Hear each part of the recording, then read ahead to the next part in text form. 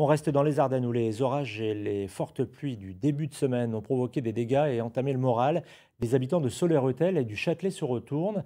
Caves et garages inondés également par de la boue. Le temps est au nettoyage donc et à la recherche de solutions maintenant. Reportage sur place aujourd'hui de Mathieu Guiraud et Isabelle Griffon. Mardi dernier, en fin d'après-midi, à Soler-Rethel. Ces images amateurs, filmées par des riverains, témoignent de l'intensité de l'orage qui vient de s'abattre.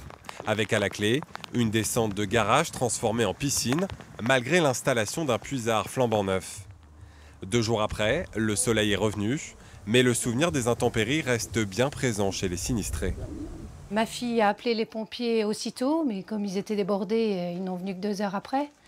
C'est pas de leur faute non plus. Et puis voilà, ils sont arrivés à 11h moins le quart, ils ont aspiré tout l'eau qui restait, parce que ma fille, avec ma petite fille, on a raclé tant qu'on a pu. Au Châtelet-sur-Retourne, petit village de 800 habitants, la pluie a refait son apparition, même si l'heure est au déblayage. Là aussi, mardi soir, en 45 minutes à peine, les orages provoquent une immense coulée de boue. Voitures submergées, garages inondés jusqu'au plafond et électricité coupée. De quoi sérieusement entamer le moral des habitants. Écœuré, c'est tout. On est obligé de faire avec. En plus des domiciles privés, la voirie a elle aussi été largement abîmée. Pour accélérer la rénovation, le maire entend faire reconnaître l'état de catastrophe naturelle.